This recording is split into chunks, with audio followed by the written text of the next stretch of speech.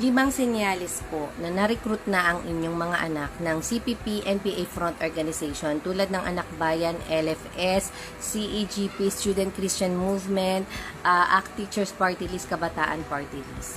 Una po, late na laging umuwi at laging meron daw silang group project. From 7, naging 8, naging 9 hanggang sa umaabot siya ng madaling araw. And then after nun, makikiusap na siya kung pwedeng matulog sa bahay ng kanyang kaklase. Pangalawa, critical po sa pag-iisip. At critical na rin siya sa ating gobyerno. Lagi pong may galit sa gobyerno at galit na galit sa army at sa kapulisan.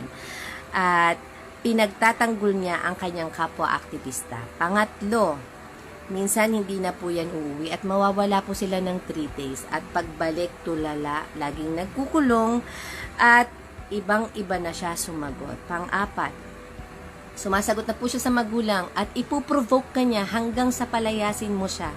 So, binibrainwash nila tayo para tayo mismo pakawalan natin sila at nang sa ganon, makapag full-time na po siya sa kanyang kilusan.